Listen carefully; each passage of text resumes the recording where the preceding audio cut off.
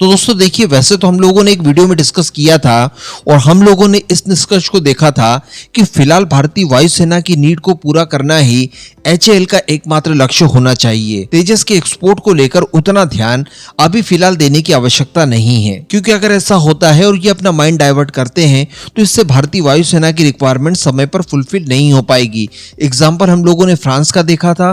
France export के चलते खुद की वायुसेना और स्पेस फोर्स दोनों में फाइटर जेट की कमी को इस समय फेस कर रहा है। तो ऐसी परिस्थितियां भारत के लिए न आ पाए, इसका ध्यान रखना होगा। लेकिन फिर भी अगर देखा जाए तो भारत के साथ वाकई में जिस तरह की राजनीतियां देखने के लिए मिली है, इसे देखकर काफी दुख होता है। और अगर ये सारी चीजें नहीं होती तो भारत के लिए आज परिस्थितियां बहुत ज्यादा अलग होती। देखिए, हम लोग जानते हैं कि वर्ष 2023 में भारत के हाथों से एक डील निकल गई थी और वो डील होती मलेशिया के साथ। मलेशिया को अपनी वायुसेना के लिए कुछ विमान चाहिए थे। लगभग 924 मिलियन डॉलर्स के आसपास ये डील होने जा रही थी, जिसमें इन्हें 18 की संख्या में विमान चाहिए थे।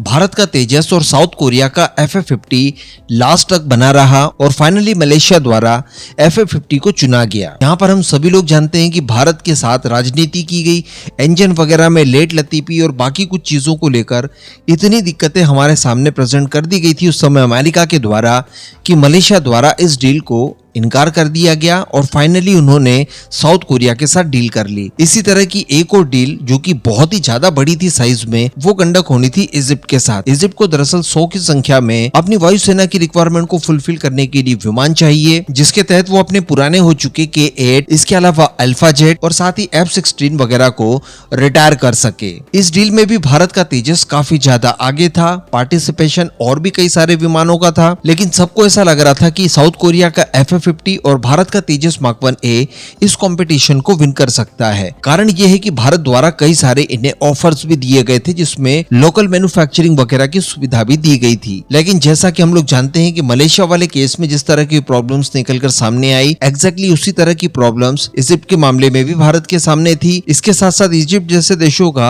अगर हम लोग हिस्ट्री देखें तो यहाँ पर डिफेंस डील्स में काफी ज्यादा करप्शन वगैरह के चार्जेस पहले लग चुके हैं और इस तरह की चीजें वहां पर एक ट्रेंड के साथ आज तक चलती आ रही है, या यूं कहें कि वो वहां का अब कल्चर ही बन चुका है और उनके इस कल्चर में भारत कहीं ना कहीं अनफिट सा दिखाई देता है। इन सारी चीजों की वजह से एचएएल को भारी नुकसान होता है और ये डील भारत के हाथ से चली जाती है। फाइनली बताया ये जा रहा है कि ये लोग इस डील को साउथ कोरिया को देने जा रहे हैं, उसी FA-50 विमान के लिए, जिसमें लगभग 100 विमान ये लोग खरीदेंगे साउथ कोरिया से, जिसके तहत बताया जा रहा है कि 30 से लेकर 36 की संख्या में ये लोग रेडीमेड बने बनाए विमान साउथ कोरिया से ही एक्सपोर्ट करेंगे इन्हें, और बाकी के बचे हुए 70 विमान ये लोग लोकल मैन्युफैक्चरिंग के साथ इजिप्ट के अंदर ही तैयार करेंगे।